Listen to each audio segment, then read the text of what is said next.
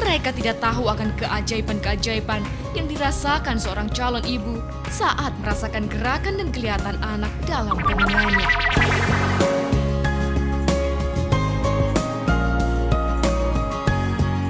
Jahat banget sih, bayi segitu lucu diaborsi, digugurkan. Kan kasihan, bayi juga punya hak untuk hidup di dunia ini. Astagfirullahaladzim, kasihan ya Ning ya.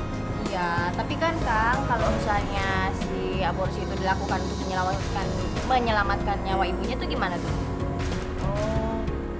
Oh gitu ya. Neng kenalan dulu Neng, siapa namanya?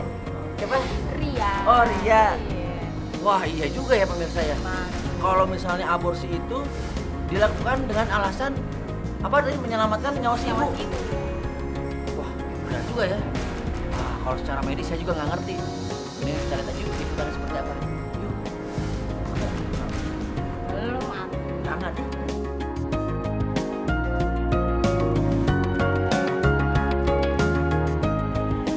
Berbagai alasan akan diberikan oleh seorang wanita yang akan melakukan aborsi. Mereka berkeyakinan bahwa tindakannya boleh dan benar. Sebaliknya, alasan-alasan ini seringnya tidak mendasar. Alasan-alasan yang muncul hanya akan menunjukkan ketidakpedulian seseorang terhadap arti sebuah kehidupan yang hanya memikirkan kepentingannya sendiri. Mereka tidak tahu akan keajaiban-keajaiban yang dirasakan seorang calon ibu saat merasakan gerakan dan kelihatan anak dalam kandungannya. Sebuah sumber menyebutkan ada 3 indikasi yang menjadi alasan seorang wanita melakukan aborsi. Indikasi sosial disebut-sebut sebagai pemicu utamanya. Hal ini berkaitan dengan ketidaksiapan seseorang untuk memiliki keturunan ataupun merasa malu karena belum menikah atau mungkin menjadi korban perkosaan. Lalu, bagaimanakah kode etik kedokteran memandang aborsi berdasarkan indikasi sosial tersebut? Sejauh ini kode etik kedokteran tidak menganjurkan dan tidak merekomendasikan pengguguran kehamilan berdasarkan indikasi sosial. Walaupun demikian, hal ini adalah hal yang sangat kontroversial.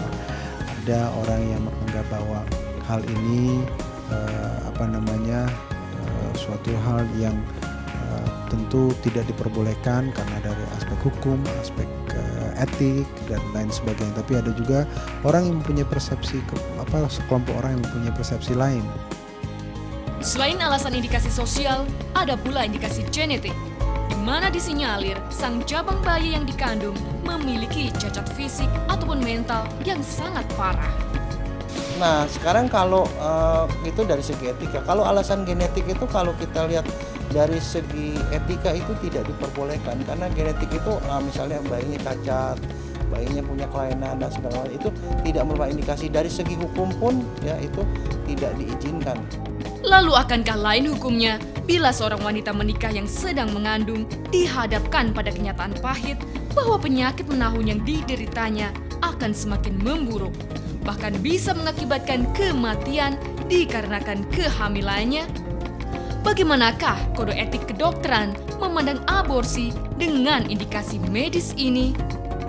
Sakit jantung yang berat, kemudian kelainan macam-macam seperti misalnya epilepsi yang tidak terkontrol, pasien dengan lupus yang tidak terkontrol, semua kondisi-kondisi yang sifatnya dapat menyebabkan kondisi letal pada ibunya atau fatal pada ibunya, memang kita tidak menganjurkan untuk meneruskan kehamilan sementara kondisi ibunya belum diperbaiki. Dan oleh karena itu anjurannya adalah sebelum si ibu itu hamil, kondisi-kondisi seperti ini di kemudian hari harus diperbaiki dulu sebelum si pasangan itu akan berkeputusan untuk mempunyai anak lagi. Keputusan untuk melakukan aborsi demi menyelamatkan nyawa si ibu pastilah merupakan pukulan yang sangat berat bagi pasangan menikah yang begitu mengidamkan lahirnya sang buah hati. Bukan hanya itu, harga sebuah rasa sakit pun ternyata tidaklah murah. Itu sangat bervariasi ya, tapi range itu berkisar antara sekitar 1 juta sampai sekitar 5 juta dan hal ini perlu dilihat diantarkan kepada pemberi pelayanan jasa kesehatan di rumah sakit atau dokter.